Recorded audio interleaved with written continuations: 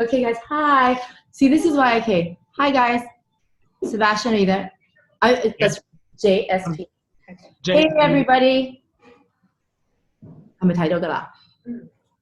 Hi, everybody who's watching. I'm just doing all the technical stuff right now. This is Jean-Sebastien, Philippe, and this is Jeannie Cho Lee. We are live from Hong Kong and Bordeaux at the same time. Can you say hi to everybody? JSP? Hi, everyone. We're so lucky. It's lunchtime almost there, and it's almost dinner time over here.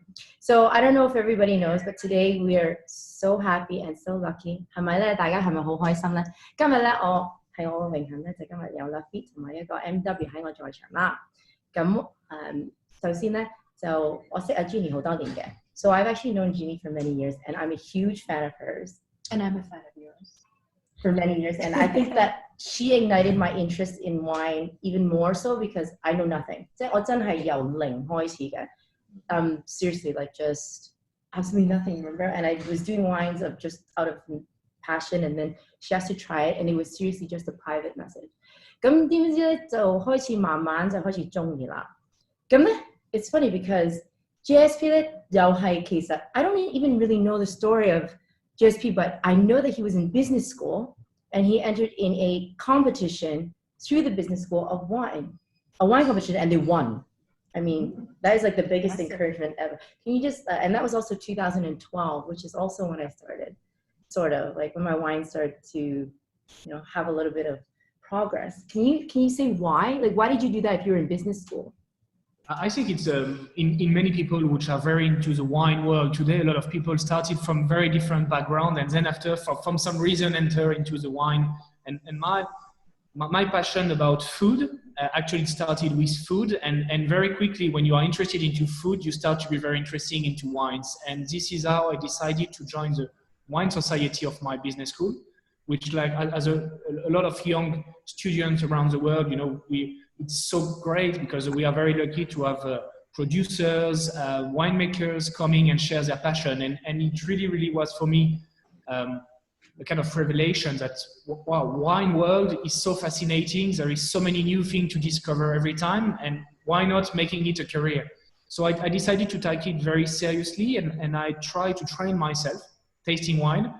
And this is how I've been very lucky to win this competition of wine tasting, which makes myself, very, very proud. But most importantly, I met a very important person in my career, which is our CEO, Jean-Guillaume Prat, who at that time was at Cos d'Estournel.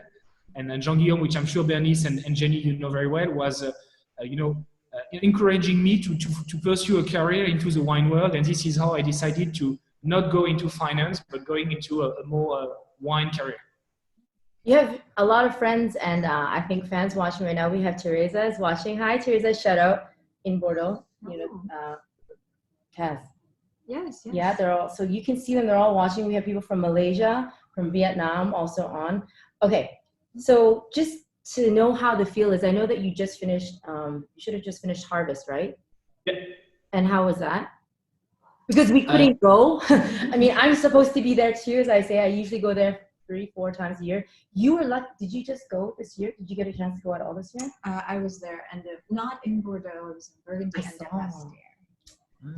So, and I don't know about Burgundy. In Bordeaux was very, very unusual, of course, due to the COVID situation. Everything were very, very difficult for us to organize in terms of people management, making sure that everyone was in safe condition, protecting the workers, trying to adapt ourselves was very unusual. But the quality of the grapes we get were absolutely fantastic. Very, very classical Bordeaux vintage for the reds, especially on the left bank in Chateaux Lafite and Duart Milan.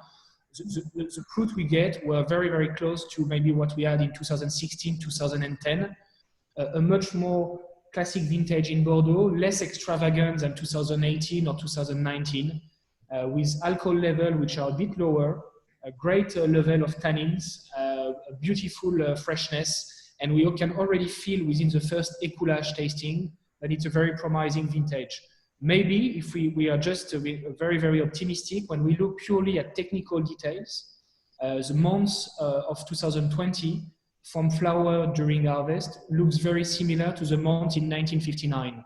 So we could get another 1959 Lafite if everything is going well. So we are very, very optimistic.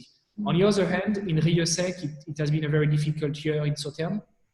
We finished to harvest at Rieux Sec yesterday, actually.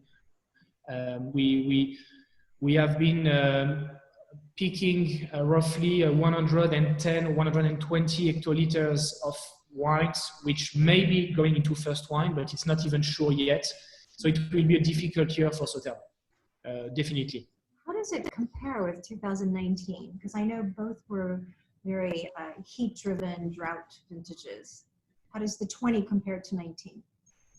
I think what saved 20 was the rain we had in end of August, early September. We took roughly 100 millimeters of rain in Pauillac, which actually we were very scared that it would, having very drought conditions and then rain could have been making a very difficult harvest. But finally, just after these very strong rains, which lasted for 3-4 days, we had beautiful sunshine. Very, very long hours of sunshine and very dry conditions for 10-15 days, which enable us to push the maturity very late and pick the grapes at good condition, whereas the rains have been helping the grapes to really keep freshness, keep balance and elegance.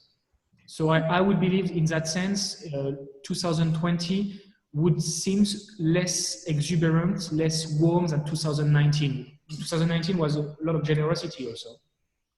佢頭先咁講咧，即係話咧，其實紅葡萄咧，其實今年咧嗰個即係除咗 Covid 啦，個天氣咧，其實影響個葡萄咧，佢覺得 OK 喎，即係其實都好似1959年嗰個 harvest 一樣，但係咧好似甜酒啊，因為我哋陣間都會有機會試一個 reset 係佢哋嘅甜酒，甜酒嗰個唔同嘅方法係因為嗰個白葡萄咧。係會經過一個發酵就叫做 botrytis， 佢係會發毛嗰個葡萄，咁嗰個咧就影響得大啦，所以佢就話今次嗰個就有少少影響啦。咁陣間我哋都會有機會試一個舊啲嘅 vintage， 咁但係2020嗰個咧比2019喺甜酒咧就會影響得大少少啦。Oh, got a message. Yeah, I don't know what it is. Okay, so now we're coming back to that. We talked a bit about. Of course, Duarte Milan and about Reset. Now, of course, everybody knows you because of Lafite. Now, you were given this on a silver spoon. Like you just went and entered this group like a baby, correct? And right, everybody, yeah. I think one of the most common questions I had was, what does DBR stand for? I know you think it's a silly question, but when I put up the poster, it was like, so what is that? He's a commercial director. What's that? What's the DBR? And then Lafite Chateaux, we know Lafite. What's DBR? DBR is Domaine Baron de Rothschild, and we put into brackets, we put Lafite. Why? Because there is several Rothschild family members owning chateaux in Bordeaux. Of course, you know Mouton Rothschild, one part of the Rothschild family having a Mouton Rothschild, Claire Milon, Armagnac, of course. And there is also Chateau Clark, which is owned by another part of the family, Edmond de Rothschild. And the Domaine Baron de Rothschild is Saskia de Rothschild and Baron Eric. It's a combination of different chateaux.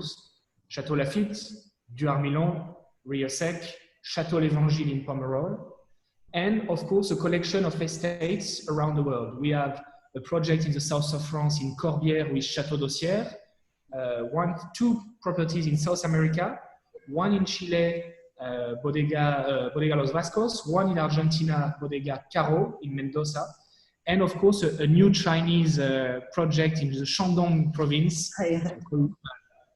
所以其實佢哋都有點解咁樣咧？其實係好多唔同嘅酒莊，好多唔同嘅 project， 好多唔同嘅包括點解嗰個名係包括好多嘅唔同嘅地區㗎啦。所以好多人都問點解嗰個嘢係咩嚟嘅？就嗱，佢幫你答咗啦。Okay, so that's one thing. Now I have to go back to Jeannie because she is like the first Asian MW, and she's here in Hong Kong, and we need to facilitate this, and we have to ask her the questions because one, she's a powerhouse here since 2013, named by Decanter, and seriously a powerhouse, not just a power figure. I go and message her all the time if I need something. I have one of the most common questions is, okay, Korean, Asian, American, based in Hong Kong. Where did wine come in the picture? Harvard, you've done like Harvard, so many different degrees, now PhD, and then it's like, why wine? Like, what sparked your interest into wine? Think about it. If you love learning, right, as you can clearly see I do, then I think it's a lifelong process. And I fell into wine. It was purely by accident. I never pursued wine as a career. I didn't think there was a full-time job actually teaching and writing about wine in Asia. At the time, when I arrived in early 1994, there were very high wine taxes, close to 100%. So the wine market was just pretty lean and small. And I would say the transition started happening around 20 years ago, but the big boom, I would say, was in 2008 when the wine duty was eliminated. But you know, prior to that, in the 26 years I was in Hong Kong, I just kept studying and learning for fun. But I was working as a full-time journalist. I was with the Forestry Economic Review for many years. I also wrote for many years for Wine Spectator and now the Canto and other publications. But then when you start learning, you realize that, oh, there's this thing called Master of Wine. It seems as though no one in Asia seems to want to, you know, pursue it seriously because the pass rate is so low and it's intimidating. Oh, she's this Master of Wine. Let me go do that. 好難㗎呢個讀，佢咁容易可以讀到，讀咁多書，你知唔知佢咁樣話？我試下啦。Well, and so it just happened. I fell into it, and the lucky coincidence. And you know, more than half of life is about luck, as you know, chances, opportunities, and luck. Right. So the year that I got my Master of Wine, they eliminated wine duty. It was the same year. And suddenly I didn't have to just do part-time wine writing anymore. I could actually do full-time education and writing and working in wine. But that was purely by accident and purely by luck. That's like a dream job. So, lucky. Like eating and drinking and like, your job's not too bad either. Well, but then I can't eat and drink that much. You know, I have to cut that side off for, you know, this part is like the enjoyment part, but then I really have to go to the gym all the time. Okay, like enough talking now, because obviously we're here for a certain reason. I think everybody's getting a little thirsty here. I'm only the student here, so I've been instructed to decant the wine, 2 hours, double decant. The first bottle that we're going to share today and say cheers to is 我哋呢個咧第一樽咧，其實係好開心㗎。你睇下 JSP share 咩俾我哋？哇 I love this. This is our virtual way of sharing a glass, sharing a bottle, or 2 or 3 of wines together. Cheers! Cheers! Cheers! We're having the 2007. Cheers! Cheers! Oh yeah! What a lovely. 好乖啊！我開咗2個鐘頭 double decant， 大家 decant 咗2次，我好驚啊，因為我要坐車過嚟嘅。OK， 好陣啊，先至嚟到呢度啊！我有學生，佢哋教我點樣做。So now between the two, take the show. I'm just gonna enjoy the wine. JSP, you should start. Who wants to start with the wine first or the wine first, Lo? This is your baby. I think, Jenny, you know everything about the vintage 2007, but I think for everyone, and maybe please don't hesitate to add something, because you have a broader view from the appellation Bordeaux and the overall wine world in 2007. But from what we see in Pauillac, it's a vintage where it's considered as one of the not the best vintages, but a kind of average vintage in Bordeaux. For one very particular reason, it was a very, very difficult vintage to bring to maturity. If we just remember how the year was organized in terms of weather condition, it was a year which started very early. I think bud break was pretty advanced during the year. And then after, the weather from basically April, May until very late in August was quite mild, very gray, a lot of humidity, and the capacity to bring the level of maturity we expect in grapes was very difficult, especially for Duarmilon. Because Duarmilon is a very cold terroir. There is a lot of clay in the soil compared to the terroir of Chateaux Lafite in comparison, which makes it very difficult some years when the weather is not so warm to bring the grape to maturity. And that's why in 2007, the big game for the team was to push the maturity very late and to be patient enough. So it's one of the years where the team has to wait the longest really to harvest. I think harvest might have been finishing mid-October. And to get this 2007, which today is starting to be drinkable, but for a very long time, 2007 were really not open. I don't know if I'm telling something you're not agree with, Jenny, but this is how we see it. Well, first, let me just clarify by saying I love average vintages. First, because you can drink it and enjoy it earlier.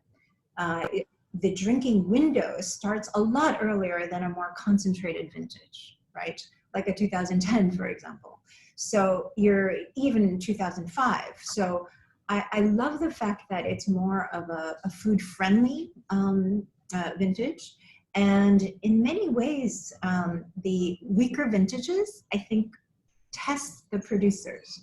And this is how you know whether you are dealing with a top dedicated team and chateau, or you're dealing with someone who hasn't made that extra effort in a weak vintage. So to me, it's in a great vintage, everyone should be making pretty good wine.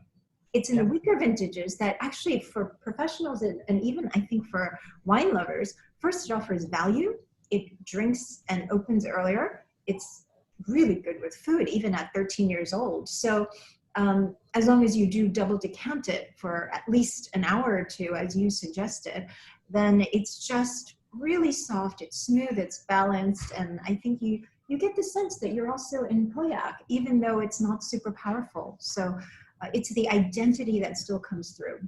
所以頭先佢哋就講啦，嗱，2007年咧唔係一個好出名嘅年份，咁但係咧就會令到咧大家飲起上嚟咧，你真係可以飲到咧佢嗰個成 team 人咧，佢一齊合作去做呢一個酒出嚟，睇到佢功夫啦，叻定唔叻啦。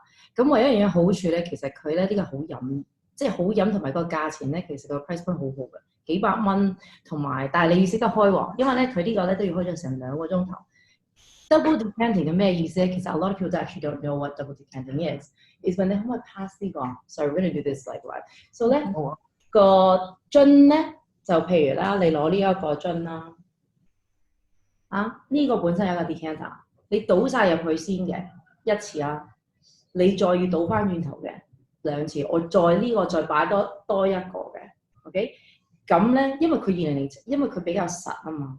咁但係佢又唔係好舊，佢13年咧，但係因為佢嗰個葡萄嗰個質啦，咁佢你都聽到佢哋講咧係嗰啲 clay 咧，你 taste 到其實嗰個濕度咧，其實你 taste 到嘅。咁陣間咧，你會試另一個酒咧，個分別係好唔同。同一個地區都係Pauillac裏邊，都係咪多嗰個地區，但係咧係唔同個葡萄嘅質咯。咁呢個都係好大分別嘅。There's actually a whole team of people back here. It's very professional, huh? Well, I'm just a translator, the human translator. No, but I'm learning along the way too. And it's because I'm learning a lot just listening to the two of you guys. And a lot of things that we take for granted is that because I'm kind of in the process of both. I haven't been doing it for many years. And sometimes the most simplest things, which is I say, a lot of people don't know what a Bordeaux blend is. People hear it all the time, and what is it like? Because now people are being able to buy different wines at very good prices from different countries and labeled not correctly. There's no regulations for certain things, and they don't know what the difference is.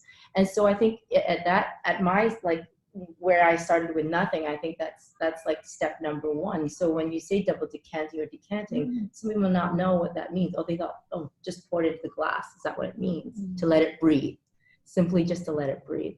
Or just open the cork and letting it sit is another thing. So that was just something that okay. I think your comment is true. Wine is very intimidating sometimes. And that's why, I think people like you really trying to promote wines in a different way, not using only technical words and make it very complex, because at the end, what is important is pleasure. Wine is about pleasure, it's about emotion, it's about good time with friends. And what is important at the end is the pleasure we will remember when we have drink one bottle. And I think what is the comment of Jenny is very true with this 2007. A very expert people will say, GR7, it's a vintage which can be average, might be a difficult one, but let's just open the bottle. If it's served correctly, It brings a lot of joy. The Cabernet Sauvignon led blend, because it's very Cabernet Sauvignon this year, makes the wine capacity to age even more long. So everything, you know, should be about pleasure, which is, I think, the most important. So, and about being pleasure, we're gonna bring in the first dish. Oh, wow. With this, sorry, we continue talking with it. With the Durmilan, Jeannie has paired it with the chef. We're in this beautiful restaurant. We're kind of in a corner because we have to take the voice, and when we're outside, there's going to be a lot of noise at Canto Bistro with very Cantonese cuisine. Because with yours and Elodie's idea is to pair it with foods that are local Chinese and Cantonese cuisine. This is the normal version. Oh, it looks so good. What is that? It's your lunch and our dinner. It is pan-fried pork ribs in garlic, shallots, and plums. Oh. Okay. Can't wait to be back in Hong Kong. Yes. Because for me, food is a luxury here. And even now, even through the lockdown, we were still able to have takeout. And now we are allowed one table for people still. So we're still able to go. But after midnight, you have to go home or else you can turn to a pumpkin. It's 9 p.m. now in France. 6 people max, and 9 p.m. you have to be back home. So 9 p.m. But 6 people. Yeah, I know. That should be 8 for us, actually. We should have 8. A Chinese table fits 8 perfectly, right? We're making this a public. Okay, so here we go. We're gonna try this. Okay, you can continue with the wine notes while we try. Because usually, so this is one note. I have a question. Okay. With red wine, everybody always says red wine should be paired with red food. White wine should be paired with white food, white meat, I guess. And even in all the internet, they say is like with red wine. Even for Duart Milan, is beef, venison, and red meats. Why, MW, are we having it with white meat? Because it was written by Europeans or Americans who are not that exposed to different Asian cuisines. Oh, okay. And that was one of the things that hit me when I was reading a lot of food and wine pairing books, because in fact, even the very famous and wonderful Hugh Johnson, who writes so beautifully, he's one of my favorite authors, in his older books, and everyone's read Hugh Johnson as, you know, we were growing up. When he mentions, for example, just Chinese food, he said, yes, all Chinese food is perfect with Gewürztraminer. Okay. And that was it. You know, that was the kind of the extent. And it was because there, you know, it wasn't widely understood or available. So there was this very simple formula. And the biggest difference, I think, really is that that holds true, red meat, red wine holds true if you are in a plated setting and you have your beef or you have your veal or you have your red meat. And that dish is what you're going to be eating for that meal. Okay. But the way we eat, we're in a Cantonese restaurant, and we're probably, even if it was just the two of us, Bernice, I think we would probably have at least 4 or 5 dishes, you know, to share. And we would have small portions of them. And so it means that it's almost impossible to have one full bottle go with all 5 dishes. True. Right? And especially the way that the diversity of the way they cook the food, right? Okay. And the seasoning and the condiments and all the, you know, herbs or chilies or anything else that goes into it. Like here we have the spare ribs with plum sauce, and that gives it a kind of sweetness and a tanginess as well. But then on top of that, you've got the garlic and oil, the spring onions, and lots of things going on. So pork is actually white meat. Yeah. So it's like, so and that's a question that a lot of people like DM me about, like, because I asked them this morning after I did a little live chat saying if they have any questions, just in case I don't catch it on this screen that goes live while we're doing this, because it goes by up and down, right? If they had any questions. That was one of the ones that people asked a lot, like 4 times. And so I thought I'd bring that out because the pairing that Jeannie did do with a couple of the wines, actually it's white meat or like lighter foods like tofu. But if you go on the internet, like a lot of people do, the main ones that people search for food pairings on, it's like literally beef, venison, and those three main words that you see all the time. But it's true that the exposure now to the different cuisines, and Chinese isn't just Chinese, there's so many types of Chinese food. Even for me, like I was born and raised in Canada. I don't think I've had like 1/4 of the different types. And when I went to China to shoot, it's like another world up there. So that's I think that's one big one. And they want to ask, what is your favorite pairing? The one we're not even there yet, but what is your favorite pairing with Lafite? Because that's what. It's a good question. We have our own traditional recipe of we have lamb or beef which is grilled on barbecue with with the wood sarment. We call it the wine sarments, which are the rest of the grapes. When after everything is cut, we cut the woods and we keep it and we grill it on that kind of wood, which give a very typical flavors to the meat when it's grilled like that, with the own potatoes made by Jean-Michel, the chef. This is a perfect dish with We're not going to be able to. This is only the potatoes of Jean-Michel, and there is only one recipe. So this is very special. But then after, everything is working well. Even monkfish. When you think about fish, you have a delicious. Yeah, you're talking about food, so I need to eat now. Bon appetit, of course. So with Lafite, you mentioned the food. Is it heavier than what you would pair a Duart Milan with, or it seems very rich, lamb and like potatoes and smoky and barbecue and. Yes. It's true that you have a complexity of aromas, especially with all mature Lafite. You get into flavors of tobacco, Habana, some very lightly toasted notes. The fruit is starting to be darker and darker and less fresh fruit. So, of course, when you have a vintage like the 1990, I don't know, I don't want to say exactly which vintage it is, but when the next one is a wine from the 90 at Lafite, it's a mature Lafite. This one you need to have food with richness, maybe with a bit of sauce. Why not with a bit of spicy? Lafite loves spiciness. Of course, maybe not Sichuan cuisine when it's too spicy. But when you have light spicy food, it's working very well. So you need to have something which is going to balance the wine, because then after the wine could overshadow the food, or on the opposite, the food could overshadow the wine. I'm just going to jump in here at JSP because as we go through this pairing, you'll notice that in fact with the older Lafite, I did the opposite. Instead of the stronger dish, I prefer to pair it with a gentler dish. Why? Because I always think that, in fact, food and wine pairing is like a dance between two people, and one likes to lead. Sometimes it's the food, and sometimes it's the wine. And very rarely, let's do this. Our dance is between 3 people today. Oh, okay. And so while you're on this, we are so spoiled today. I just thought I'd say cheers. Cheers. Yeah. I was, as JSU was talking and speaking, but I was thinking exactly what he's going totally that way. And I'm thinking, I know what, I was so surprised when I saw what Jeannie paired with this. So I'm waiting to see the reasons behind this. So to me, and I think most Asians are pretty sensitive to the quality and texture of tannins. And it's because we drink a lot of tea, a lot of dark tea, black tea, pu'er, aged tea as well.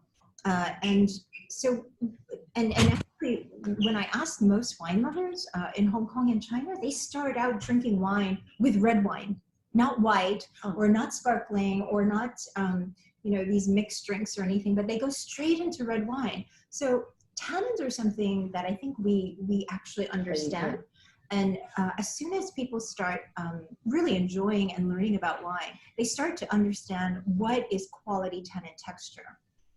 And, Lafite, when you compare it with Duart Milan, which was beautiful and paired really well with the ribs, but this is silky, it's more refined.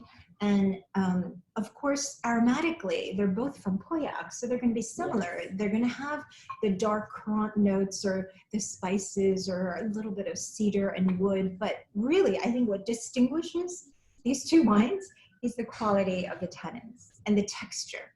And so I wanted to make sure that in this combination, the Lafite is the lead dancer. Okay. So Lafite is leading and the food is following, you see. Which is very good. So that's... Okay, so yeah, we can't talk after that one. I'm like, oh. No, but I think Jenny's comment is absolutely perfect, and this is how you see the expertise when creating food pairing is something amazing, and that's why food pairing, you know, when someone is telling you beef, that there is so many ways of cooking beef. You know, it's you can have it grilled, you can have it in tartar, you can have it just snack, you can have it very different ways, and I think your comment, Jenny, is absolutely right. You always need to think about the combination of the two and which one do you want to highlight at some points. Exactly. Exactly. And I think this is the difficulty of exercise of sommelier, for example. Sommelier have to make a very difficult job in trying to find the perfect combination to make an experience wonderful for the guests. So that's why it's a proper job. OK， 咁咧，而家大家睇到咧，其實呢個係1998年嘅 Lafite 啦。咁 JSP 好即係好大心同我哋一齊 share 呢個啦。咁其實兩支酒咧係同一個地方，咁佩埃同 Medoc 嗰個地區咧，但係頭先嗰個咧其實係 fourth growth 嚟嘅，呢個咧係 first growth 啦。最大嘅分別係呢度同埋佢嗰個葡萄嘅質。咁啊 Jeannie 點解咧就頭先咧阿 JSP 配嘅咧就話 Lafite 咧佢就配一個好濃啲嘅味嘅食嘢，即係食材。咁但係咧就阿 Jeannie 咧就因為好研究呢一個配合咧，佢反而同阿 JSP 調轉喎，佢就想帶出咧嗰個紅酒嗰個質啦，因為始終 Lafite 嗰個好温柔好多，即係喺你個脷上嗰啲脷胎，你其實會 feel 到咧嗰個單輪啊，嗰個 structure 嗰個其實好温柔嘅，其實 elegant 好多，你會 feel 到咧，其實佢冇嗰種有少少甘甘地苦味咧。頭先你飲嗰個，呢個完全係温柔好多嘅。咁大家都知道呢個係 first growth 啦。不過就知咧，其實地區地區係一樣啦，但係其實你知唔知嗰個地區係咩咧？其實嗰個地區嗰個配一個地方咧係 Saint Estèphe 同埋 Saint Julien 中間嗰度咧有個地方叫做水嘅嗰個位咧，所以嗰個 gravel 嗰個赤蛙個中間個位咧係比較特別。你其實係會你飲其他嘅酒，你都會 feel 到出嚟嗰個唔同。同埋呢個地區好出名咧，好多出名嘅波爾多同埋好多最貴嘅波爾多都喺呢一個地區出嚟嘅。其實5大酒莊、3大酒莊都喺呢一個 DBR group 裏邊係出嘅，大家知啦，嗬 Mouton 啦、Lafite 啦 ，it's also the tour as well, right? It's part of them， 都係 the tour， 所以大家呢3個名其實都好知，都喺呢一個地方，同埋最大嘅葡萄，即係最大嘅 percentage 嘅葡萄都係大家都知係 Cab，OK？ 咁再去翻佢哋先。So now I just used your choice to Bernice. You did great. Okay, my turn to snack. Exactly. Your turn to eat. 係啊，佢而家配合咧就計 I haven't even talked about the food yet, so she can do the English portion of why she chose the food, the lighter version of the food with the Lafite. So we're having a combination of this restaurant's signature crispy chicken. So it's a crispy chicken with really delicate white meat, no strong sauces. And on the side, we have tofu, just braised and glazed on the outside with a bit of porcini mushrooms on top. We've got the umami factor from the porcini. Oh, that's the crispy chicken. Looks good, huh? Yeah. And here's... I'll have your portion for you. Thank you, Bernice. But this one, you would love this one. So porcini mushrooms and the tofu and the sauce. But it's a gentle sauce. It's not a strong sauce because the idea was to say, okay, let's give a nice echo of Lafite's really silky tannin texture, which you can find in the tofu, which you can find in this really, the white meat of the crispy chicken. So you have that echo, then it allows, in my palate anyway, it allows the Lafite to really sing because it's providing just an echo of its tannins, but the flavors are all mostly coming from the wine rather than the food. Whereas if I look at the earlier pairing of the spare ribs with the Douai it was a little bit of both, and I think the food slightly overpowered the Duarte-Milan. I mean, they were both dancing, but it was a modern dance, so they were on equal terms and equal beat. But here, this is more of a traditional waltz or foxtrot, where the wine is the leader. Yeah, you can definitely the wine. It's leading. It's leading the dance. And I was thinking that with we're drinking Lafite 98. I mean, we have to let the wine sing. We have to let the wine be the star. Like you feel the last in your palate, in your mouth. 即係其實個口腔裏邊咧，佢意思係頭先咧，佢 pair 第一支酒啦，Duarte-Milan 嗰個加埋個 spirits 咧，其實你知道個 spirits 好強，咁嗰個酒唔係唔配合唔到，但係佢哋係 50-50嚟咁講啦。咁但係去到啦 Lafite 同埋呢一個雞同埋嗰個豆腐咧，其實你係想個酒嗰個 last 嗰味喺個口裏邊咧係去到最尾嘅，因為咁咧其實係好舒服嘅。你好容易即係如果你有機會試啦，其實我陣間講俾你聽，你會有機會試嘅。嗰個分別咧，你咁樣試咧係最可以分得出個分別係兩個唔同嘅酒，同一個地區但係唔同個葡萄地咯，個園係好唔同㗎，係啦。但係同一個地區喎，所以其實有機會試咧就好玩嘅。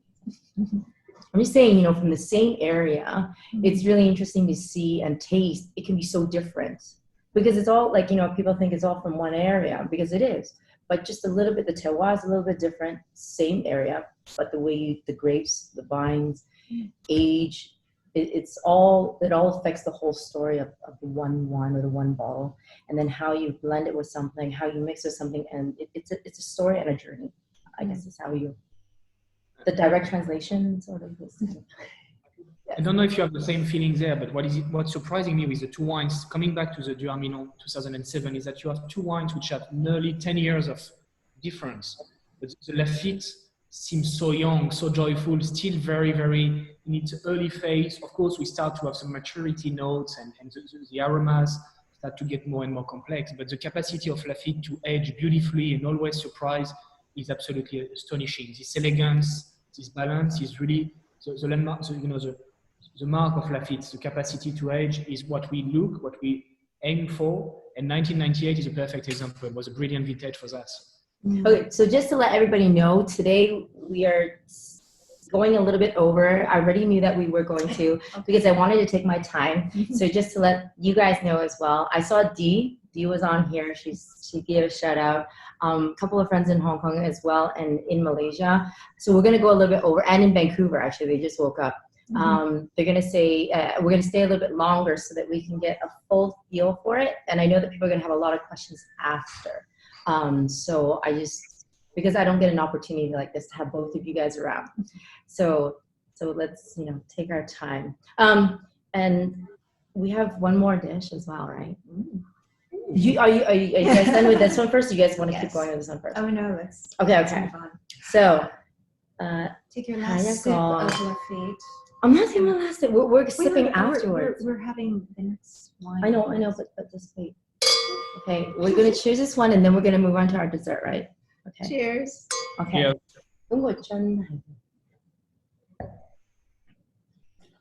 Okay.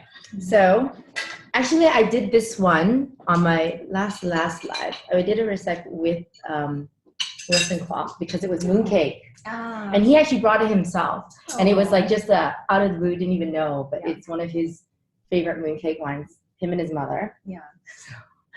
And they like to 打牌啊, mahjong dessert wine. Wow, so prepared. 大家知唔知呢個係咩嚟㗎？佢都係 first growth 啦 ，OK first growth 甜酒喎 ，Jerisec 2011，好靚啊，金金地色 ，Cheers。 Cheers. Jerisec 11, one of my favorite. Oh. 好香啊 ，OK so I'm normally I don't drink a lot of sweet wines just because you're so scared of the sugar but like look at you. So skinny, 佢飲咁多酒佢好瘦啊，點解可以 keep 到咧？唉，真係。Because Jeannie is drinking Jerisec.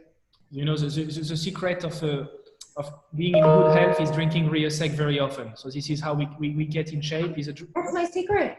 He just spilled my secret. Why is that the secret? Why do you drink this often, and how does it keep you fit? Because it makes you so happy that when you are happy in life, everything seems even better. How can you not be happy with this wine? You know, it's a wine which brings so much joy. It's a Sauternes, some of the most amazing wine in the world for that. I think the problem is society has made sugar an enemy. You know, a decade or two ago, it was fat, you know, Yes. so it changed, you know, before then it was salt. I mean, there's always going to be something that the medical community is going to say it's just so bad for you. So I think that's why a lot of people don't have dessert or sweet wines anymore. My community in our women world was men, but hey. Cheers. I don't hear anything. It's a joke. We love men and women. We are a team. No, it's a joke. But no, seriously. Now with sweet wine, right? It really is. That's why they come in half bottles all the time. Because they always like, ding, ding, ding. You don't like drink it. It's not sweet wine, please. It's Sauternes. Very different two words. And I think Sauternes is unique. So that's why we love to maintain the Sauternes appellation. It's an appellation which Jeannie knows, and you know perfectly, which is suffering a lot. It's difficult today for the point Jeannie mentioned. Less and less people are drinking Sauternes today. 佢話個係分別嘅，佢寫住 Sauternes 同埋 sweet wine 係有分別。And the difference is, so people know. Is botrytis, and because you can have sweet wines made in different ways. You can have passerillage, which are grapes which are drying. You can have ice wine, which are grapes which are being frosted, and then after you press it, which is concentrating the sugar. That's the ice wine. Yeah, that's like the Canadian stuff. Yeah, Canadian ice wine are some of the most amazing wines in the world. From my hometown. You can have also you can have some wines where you stop fermentation where the sugar level is maintained. It's a problem with the fortified wines, especially. You know, you can port is sweet in the sense that the fermentation is stopped and keeping the sugar level very high. Sauternes is made of botrytis, and botrytis can only happen in Sauternes and Barsac because of the very, very specific condition of the appellation, humidity, and especially the shock of humidity between cold water coming from the Ciron River, which is a small river nearby Chateaux Rio Sec, and you have the Garonne, which is a warmer type of water. And when you have the two flows of air collapsing each other, it's creating fog, it's creating a lot of humidity. And in September, October, November, the development of botrytis is happening. This is a magical metamorphosis which makes this wine very unique. And the term botrytis, a noble rot, can you explain that to us newbies? Actually, grapes are very, very easily can rotten. But you have good rotten, which is a noble rotten, and you have bad rotten, which can be gray rotten. You have different type of rotten. Problem with rotten is it can give you some aromas which are very unpleasant, medicines like very, very bit like éther, I don't know how to say it in English, but éthéré, we say parfum éthéré, which smells a bit like what doctors can use sometimes. This rot is bringing very, very unpleasant aromas. But when the botrytis cyrenea, which is a noble rot, is developing, the grape skin is starting to be transformed into mushroom type of texture with a bit like cottoneous fillings. The grapes is concentrating, becoming smaller and smaller. And the sugar level is concentrating, the acidity is concentrating. Of course, the water is starting to slowly disappear. And then after, you have to pick the grapes at the right time. You want grapes, which is when it's so difficult for the team, is to pick the grapes at the right maturity. You don't want something which would be overcooked. You don't want something which would be undercooked. You want perfect balance, what we call confit. And this confit is going to make those wines so magical in terms of profile. And this is what we try to achieve every year, but which makes it very difficult. 咁呢一個咧就係佢去發酵，即係發毛嗰個過程咧 ，noble rot 係最好嗰度啦。咁佢哋會揀每一輯最好嗰啲咧，就叫做係佢哋會擺喺佢個 ground barn 裏邊啦。咁就擺落 ，that's when you put those ones into the oak barrels, correct? The best of the bunches is the ones you put into, and those are the ones that went through noble rot, not the ones that are the okay rot. Normally, normally if we compare, just to give to the people listening to us a comparison, in terms of volume, we say normally that one bunch of vines, one vine is basically one bottle in Pauillac. One vine is one glass in Sauternes, just to give you how small the production is. And on top of that, it's a very long process because harvest can be in different stages. In the Pauillac, when we decide to pick one plot, one parcel, generally it's in 1-2 times we have done the parcel. In Sauternes, especially in 2011, which is the vintage we're drinking now, it took us 7 times to finish the harvest of Sauternes first wine. So from early September to the 2nd of November, we've been going 7 times in the vineyard to pick the grapes individually, which were perfect every time. So it's a very, very difficult process. So I have a question for you. If you look at the cost of production for making a grape Sauternes, and you compare it with making a Lafite in a given year, and let's say it's a good year for both, then is one a higher production cost than the other, or are they both the same? They are roughly both the same, but one is sold at a much higher prices than the other, which makes it, of course, as you understand, very frustrating for Sauternes, because a lot of people in Sauternes, we are very lucky because we are part of a group where, of course, Lafite, Duard, Evangile, which are really, really working very well, can help Sauternes in difficult times. And the problem with Sauternes is that producers which have only one chateau in Sauternes is very difficult financially. Because you see the release price of Sauternes wines en primeur are getting smaller and smaller every year, and this is a big frustration. And we need to think collectively of what we could do, and that's why I'm very interesting, Jenny, to see your pairing, because a lot of people think sometimes of foie gras and Sauternes, which is absolutely sometimes a disaster. Because so I'm very, very curious of what you pick. Well, Jeannie picked these. Do you know what these are? Can you Wait, see? it's kind of too bright. It's like mooncake? Not really. No. So these are like, do they have glutinous rice in French cuisine? No. Oh. Actually, when I was talking to Joël Rebouchon, the late, when he was coming to Asia quite often, one of the things he told me is that Europeans can't get used to glutinous rice. Is it because of the texture? Oh. It's like bubble gum. And so most Europeans really hate it. I was wondering, because when she picked this one, why did you pick it then? Because I was looking, because I like it. And it has mango inside. And there's delicious, coconut flakes. And okay, so like when you look and it's not too sweet. Is it because of the nougat or the brioche, or what would you think to pair it with something like a Sauternes? So I think this is a uniquely Asian dish. Okay. Like if you think of sticky rice, the only people who really love it is Asians. Far East Asia and some in Southeast Asia, but it's really Japanese mochi. Yeah, have you tried? Because I'm not a sticky rice. I'm not a cakes. mochi person either, though. Oh. Are you a mochi person? I love mochi. Yeah. Oh, so he's more Asian than I am. Yeah. Okay. So this sticky texture is something that generations ago with the rice cakes, people made all kinds of dessert with it, and so we grew up with it and we love it.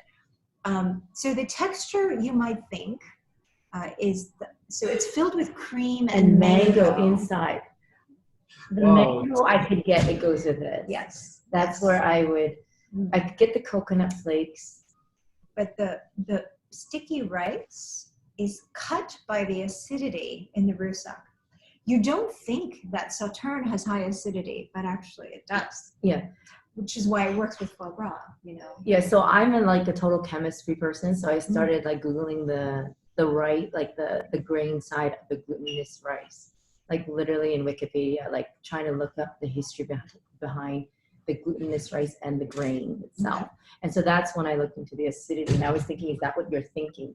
Because of how the stickiness, right? Why it becomes glutinous and the different degrees of stickiness, right? Because of the Japanese pearly sticky as well. There's different levels of it. Right. And the gluten and gluten-free aspect of it. And so, because like a lot of people are afraid of the gluten, because it's gluten-free, but it's glutinous. So it's like, I don't know. That's a funny fact. I was just looking. The chemistry side of things is what kind of turns me on about the wine and food part. So this dessert is perfect for those who are gluten intolerant because it's made with rice flour. Here, you can have a try. But yeah. Is it mango and coconut, right? You say? No, well, coconut flakes on top. Coconut. Okay. You look at it, and then in the middle is a bit of cream. You see? But not very much. And fresh mango. Fresh mango. Nice. The glutinous wrapping, like the mochi part of it, also has mango in it. I think that's why it's called the color. Mango is a great idea, Jenny. So, mango carpaccio, fresh mango with a glass of young Sauterne is one of the best pairing you can get. It's really, really perfect. She's satisfied. Dinner is done. But this is really good. Yeah, so we've almost like spoken for a whole hour with like only 3 wines and like 4 dishes. It's crazy. I just want to thank the both of you guys, because for me it was an experience, and this whole collaboration idea of going online, I know it's been almost a year. Wow. I don't know. No, not for me. It's only been like 2-3 months for me. Oh, okay. It's been a year of COVID. And for, I mean, the industry wise for you guys, I mean, I don't know, you travel the world almost 11 months out of 12. And for me to get her to sit here, well, if she's not here, she's with her daughters, right? And she's never in Hong Kong at the same time I am. Because I have 4. Oh, Kissy, there you go. Right? And I only just met, but you're here and I'm never here. Well, you came to Hong Kong for tastings as well last year, but I've been in Canada.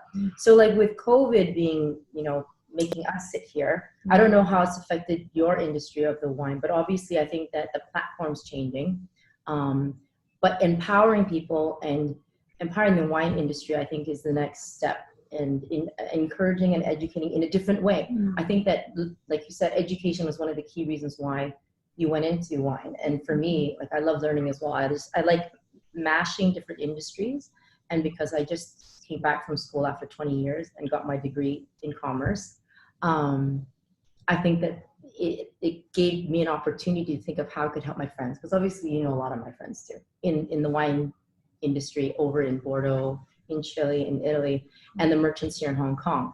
So, I mean, I'm very happy and so honored that you guys are willing to do something like this and just try, because obviously he doesn't do this all the time either. And you don't do this all the time. And you guys are so busy with now Wine and Dine. I mean, the perfect timing right now was because Wine and Dine was supposed to happen and everybody's busy with it, supposed to be coming here. And the only, I think, it's going to be turning virtual now. Yes. And it's going to be spread over 3 weeks. And I think this is not the only event that's going to be virtual and trying to incorporate our world into a community. So I just want to take the opportunity to thank you here. I want to thank Canto Bistro for giving me this place and the food. Hopefully we can do this again soon. Thank you so much.